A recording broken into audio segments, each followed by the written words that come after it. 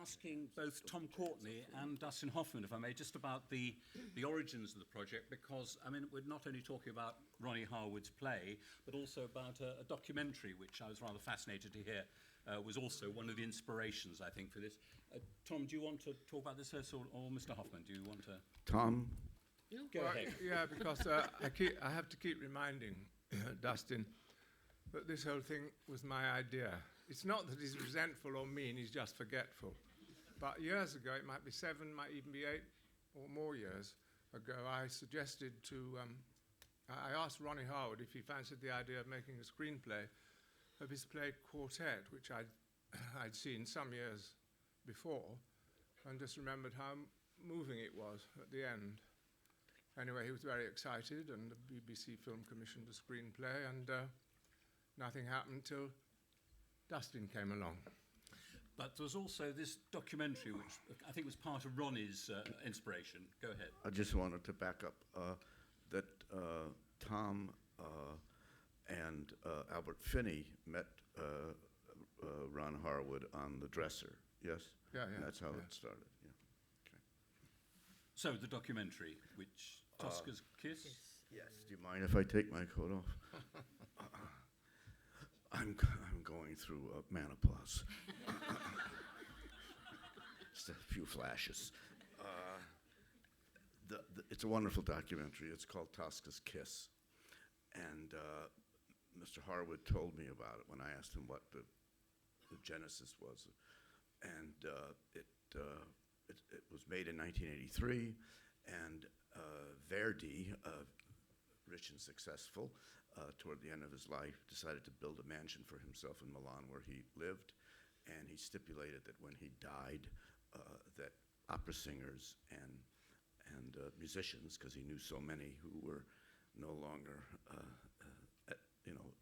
playing at La Scala, and some were, poor, could live there, and so you can find it. It's called Tosca's Kiss, and it's about these retired opera singers and musicians at the Verdi House, which still exists in Milan. And you gave this film to some of your cast to see first? I told them all to see it, and I think they all ignored me. We didn't. Oh, certainly not. No, say. I mean, you saw it, didn't I you? saw it. I thought it was absolutely. Well, it was wonderful to see it because it gave you an inkling as to where we were headed and what we were all going to do. It's a very, very moving documentary.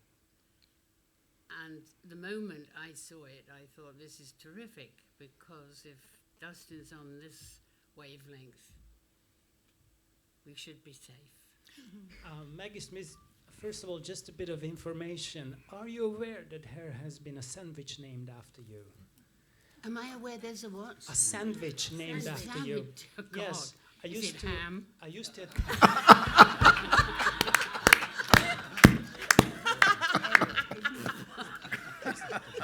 Where is this? I tell you, some years ago I used to attend the Venice Film Festival, and there was a sandwich stand outside the Pala Galileo, where most of the press screenings are held. And the sandwiches are named after movie stars, and the vegetarian one is Veggie Smith. Vegetarian? Well, It's a vegetarian one. It is. Well, that's kind of a relief, I suppose. But my question is, all right, go on. haven't you been resentful of the fact that you've been asked to play aging women quite early in your career? California Suite comes to mind, which has happened 35 years ago. No, I always thought you looked exquisite, and they shouldn't give you those roles. I'm just glad to get any role. The fact that they're all 90 is neither here nor there. It started because, actually, it was Hook that started it. When I was asked, I think it was Peggy Ashcroft couldn't do this part, and somebody was asked how old was I, and would I be able to do the part? And the person replied 92 very quickly.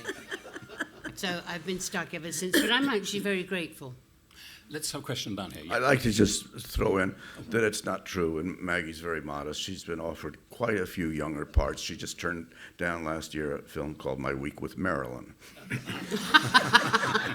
It's a really charming film, but American and British cultures are different in many ways, and this is a very British setting. I wondered how the English actors found it working with an American director, and how Mr. Hoffman found it working with our grand British thespians. Right, let's start with you, Pauline, if we haven't heard from you. Okay, well, first of all, Dustin is a dynamo and a darling. And both of those things help, I think, to make the atmosphere of this film. He's one of the most inspiring and kindest directors I've ever worked for, because I think he understands how actors work, because he is one. I found him really, really easy to get on with, but we've heard stories that he gives directors a hard time. Is this true, sir? Yes. Yes. So maybe now he knows what it feels like. The culture thing, occasionally, I would say to Dustin, you don't really understand what we're talking about, wouldn't I? Yes. And he said, tell me what I'm doing wrong. So I love the lack of hubris in the man. There's one thing I think that maybe he didn't understand, which I said that mostly in my career, unlike Maggie, who I've worked with before, I'm always downstairs. And I said, I'm always below stairs, I said to Dustin. On the phone before we met. When I tried to talk myself out of the job. Yes. And he said, after this film, you won't be. He didn't understand. He thought that like I was below the title, which indeed I have been many times too. But I think we begin to understand each other a bit more now. Billy Connolly, we haven't heard from you. I forget the question. What was he like as a director? A nightmare. Tantrums, long silences, inappropriate touching. You know the kind of thing. He was excellent. I'll tell you. I mean, in terms of the touching. He's an excellent toucher. I'll tell you the thing I liked best about him.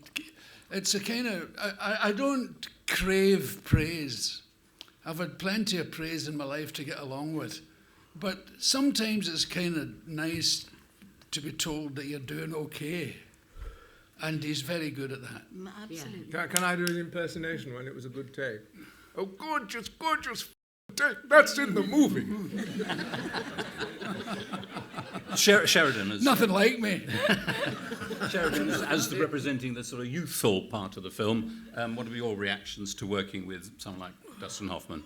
Overwhelming. Just to be part of the film was an absolute honour for me. Obviously, being on set every day with these amazing people, I wanted to curtsy every morning. I was so overwhelmed by it. It was just an incredible experience, and I tried to be like a sponge and take it all in. Okay. Hello, Mr. Hoffman. So, why did you? I'm here.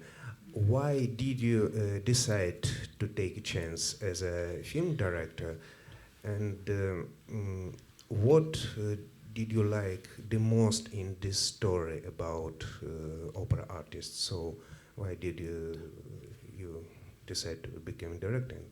Can I ask you why you decided to wear a green shirt today? Because it's bright. It's bright, and I We hope can see you. We can see you. to turn your attention. Thank you. Same answer. Why did I decide to do this film?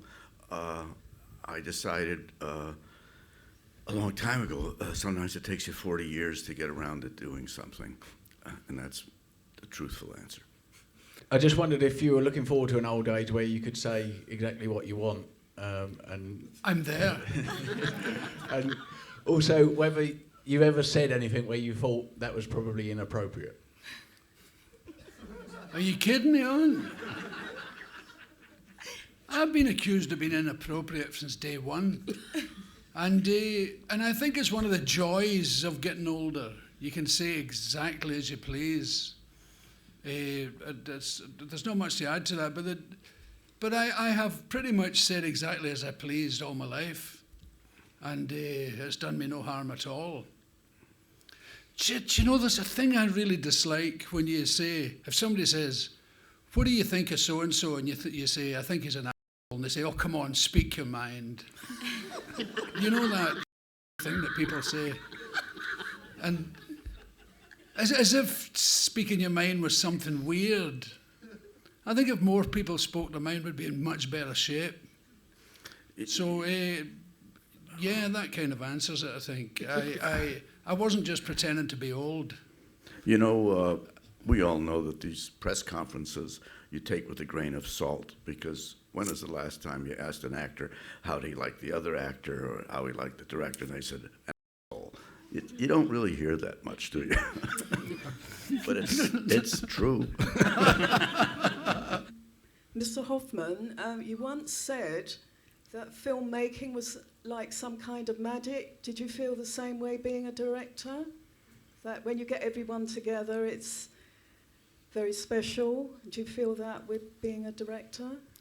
Well, this is the first time I directed, and I don't know if I'll feel this again, because I think we all felt it on this movie. Crew and cast. I mean, you never know when you're making a movie. You know, no one is saying in the middle of Casablanca, this is going to be a classic. You know, the lead actors had turned it down. I think they wound up with B-list actors. So, you know, you're always in a tunnel that, you know, you can't see the end of it. But there was something that took place on this movie which I don't think we expected, and that was that once we decided that the entire cast would be real retired opera singers, real retired musicians, and these people, the phone hadn't rung for them for 20, 30, 40 years, even though they can deliver. The trumpet player, Ronnie Hughes, has got his chops today, but for some strange reason, the culture doesn't call him, because he's 83 years old. And these people in their 70s and 80s and 90s came with such verve every day and would still be shooting these 10, 12-hour days. And that in itself made this an extraordinarily special occasion for all of us. It wasn't a job for the crew after a few days. It took on another tone. Can I, before the next question, ask Tom Courtney, I mean, having been with the project so long as the idea of a film, and seeing it evolve in the way it did, you're going to say it turned out exactly how you wanted, but did it evolve as you imagined it would be when you wanted to play the role of Reggie all those years earlier?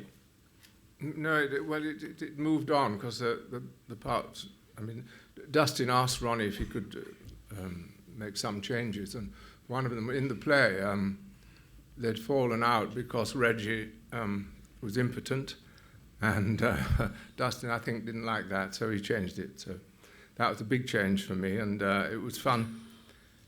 It was fun being the juvenile lead, actually, and I never, ever have had so much makeup, and Dustin was most particular about this line under here, and the scarf, you know, right now. And I used to check out Billy every morning to make sure he didn't have, no, you can't, he couldn't have the shading.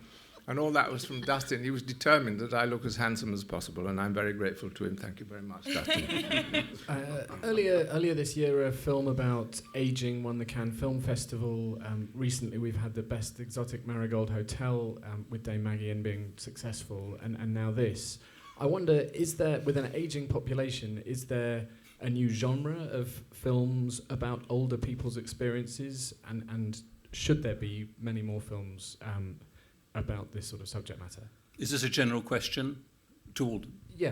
Well, Maggie Smith, as you were an exotic. I think, yeah, playing the usual age. I think it's because a lot of grown-ups would like films for grown-ups and about grown-ups. It seems to me there's a sort of change into what audiences want to see. I can only hope that that's correct, because there's an awful lot of people of my age around now. And, you know, we kind of outnumber the others, so maybe that's why. I don't think films about elderly people have been made very much. I think of Jessica and Hume and Cocoon and Miss Daisy, but they always seem to be fairly successful. So it's a bit baffling as to why everybody has to be treated as if they were 5 years old. Was there much ad-libbing when it came to the jokes, and were there lots of corpsing during the takes? Everybody. Pauline, what about, was there much impro? There's lots of impro on the dialogue, which I absolutely love, and Dustin gives us free rein on that. I think that it's interesting that I've learnt so much doing this, because I came very late to film, not till I was 50. I've learnt so much from this man, and the main thing is that what you start with, the script, and not every scriptwriter will want to hear this, is a basis. It's not the end. And sometimes things happen during the process which take you down a more exciting avenue. And he always let us do that. I mean, didn't he, guys? Yeah, Nobody agrees with me. Billy, We were all over the place. Was it freewheeling to some extent? Yeah, it was good. It was openly encouraged, and it was a very good idea. There was once, Billy, though, he has to tell me a story while we're waiting to go on, and so Billy did it awfully well, but in his own words. And I remember Dustin come around saying, "Too long, Billy, too long." But they took one of my best ad libs out. We were. Oh, I was great just ad talking. lib. I was just talking to the editor there about it, and Let me set it up for you, then you can say it. Reggie's upset because he has just found out while he's doing his rap thing with the kids that Gene is there, and so he leaves, and of course Will finds him in a place that they know of, out in the wilderness, and Reggie is just standing there, and in the script it said that he was looking at a young deer, a doe. We tried to do it, but we're a low-budget movie. And it didn't look right for whatever reason, so we scrubbed it. But when we had it, and obviously we didn't have it when they were looking, they're pretending to look at it, and Billy comes to join Reggie and says, do you think it knows it's delicious?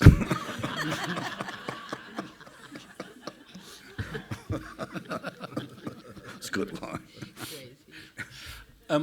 Dustin Hoffman, you had I think a quote, a Billy Wilder quote on the script, which sort of fired you up every day, a kind of inspirational quote. Is that right? Yes. There was a few things that went into it. When you're doing something, you're trying to be your audience at the same time. In other words, you place yourself in the audience and say, somebody tells me that this is a movie about retired opera singers, you go, well, maybe I'll wait for it to come to video or DVD or something. You're not rushing off to see it. And I knew that we had an obligation, and that was to keep an energy in it, to try to keep the audience interested. In fact, I asked some of the actors to take a look at His Girl Friday, Howard Hawks' film, Rosalind Russell and Cary Grant, because they talk over each other, and it's great energy. And I said, we have to have energy here. This is not a movie about smelling the urine, or as you guys say, the urine now, which I think is odd. That's another kind of movie. And Billy Wilder, there's wonderful, if you can see it, Volker Schlorendorf got Billy Wilder to agree to these conversations. You can buy it, because Volker spoke German at times, and at one point he says, that can't be funny. Go ahead. But go ahead. I mean, I like to learn what's funny. He said to Billy Wilder, what is in your mind? And I'm a fan of Mr. Wilder. And he said, if you're going to try to tell the truth to the audience, you better be funny or they'll kill you. And I haven't forgotten that. Dustin, despite the films you've been in over the years, this film feels very British, since it's based on a British play and it's got a British cast. Was that something? Was that? I'm trying to find the right words. Was that intentional? No. Sorry. Was that? Was that the direction you wanted to go with the movie? Or? No. Well, I had to. It was written, British. I just finished a film called Last Chance Harvey a few years ago, and I became friends with John. Is it DeForman or DeBorman? Thank you, DeBorman. John DeBorman. It starts with John DeBorman, and we were. It's amazing, isn't it? And you gotta love getting old. I mean, because you really, your mind just jumbles up the world in a most interesting way. And after the film, because we would talk about shots during the film, he says, "You should direct." I said, "Well, find me something to direct." And I was going to get on the plane the next day. He calls me, and he says, Finola Dwyer, who was the producer of a film that he did called Education. He said she sent me a script. It's the script. They had a director. The director fell out, and he asked me to read it, and I read it, and I jumped in. It's just sometimes it's a coincidence that that it turns out that way. Notoriously on movies, people kind of turn up and have to do their stuff very immediately, often without even knowing who really they're working with. Was there any rehearsal time? Did you get a chance actually to kind of bond on this movie before you started shooting? Well, let me say right at the beginning that I came in on this movie after there had been a director. I came in on this movie after Tom Courtney, and he's right, had talks with Ron Harwood about making a movie. And, Tom and Albert Finney had been friends since the beginning of their careers. They became stars around the same time, except Tom always reminds me that Albert was first, Saturday night and Sunday morning, and then Tom with Long Distance Runner. And so they had this 40-odd year friendship with each other and with Mr. Harwood. And so when I came on it, Albert, Tom, and Maggie were in the cast, and then Albert, wasn't up for it, so he had to withdraw. In terms of the stars, the only ones I cast were Billy Connolly and Pauline, and I was in Los Angeles. I was in Los Angeles working, and a lot of this took place on the telephone. I had met Maggie once, and I had come backstage, which I'm usually loath to do, because as an actor, you don't want people, you want to get home. And after I saw 3 tall women. In which I was 93. Yes. And I had to tell her that, I thought it was a great character job because she was really 28. And so we talked on the phone. We introduced each other ourselves to each other, and I said to her, "Do you have any ideas about?" Because the first thing you should do as a director, and directors don't do it, you learn lessons. Why don't you ask good actors who they think is right for the part? Because they know better than anybody. And without missing a beat, Maggie said Pauline Collins. I didn't know Pauline. I hadn't seen Shirley Valentine. I immediately went to see it, but then I saw this thing that she did with Woody Allen. What's it called? Tall Dark Stranger? I see a Tall Dark Stranger. No. What was it? I see a Tall Dark Stranger. No, it wasn't You will that. meet. No, it was a point. Yes, it was. Oh, it Let's look was? it up. Oh, it was. Okay. Is that where you played the psychic? Yes. Oh, yes. Okay. So she was wonderful as the psychic in that. You must see her performance. And I said to her on the phone, when we just talked on the phone, I said, the dialogue seemed improvised. She said it was. I improvised every word of it. I said, with Woody Allen? She said, yeah. He said, say whatever you want. He did. And so that was that's how I came into it. I lucked out. For Mr. Hoffman. Yeah. I'm right here. Hi. I was just wondering, how did you find the transition from actor to director, and in what ways did you maybe draw from other directors that you'd worked with previously? Well, 45 odd years of doing it, so we all of us pile up the things we like about directors and things we don't like about directors, and sometimes they're very similar. I think one thing you have to be aware of if you're an actor is if you come on the set and you see the director standing there mouthing all the words while a scene is going on, it's usually a very bad sign, because it means that the director has already shot the scene in his head. He knows exactly the rhythm and the nuances that he wants delivered in the line, and you're not going to dissuade him. Usually those people don't even like actors, and they can't wait till they get in the cutting room. And they kind of break it down into categories. Directors like to be surprised, and some of them abhor being surprised. And that we learn as actors very early on. As far as directing, we all direct. when we're acting in movies. Every single one of us. You know, I always think we're like convicts in those old Hollywood movies, you know, where the two guys are talking and they're talking like this, and then they say, "Here comes the screw," you know, meaning the prison guard. And that's the way we're like that during takes, actors. We say, "What you think?" "Well, the director wanted me to do it really loud, but I feel like don't do it. Just do it. Here comes the screw," you know. That's what we do. And you know why? You have to protect yourself. Anyone with half a brain who does movies year after year after year learns they have to protect themselves because it's a bastard art form for us. We're not allowed in the cutting room. That's extraordinary. So when a director is asking for certain nuances, certain colors, and we feel that they're phony, but we do it because the director asks for it, that's the one they pick in the cutting room. And I contend that when you see a movie with bad acting, don't blame the actor. Blame those guys in the cutting room because they like that take. But not the one we have.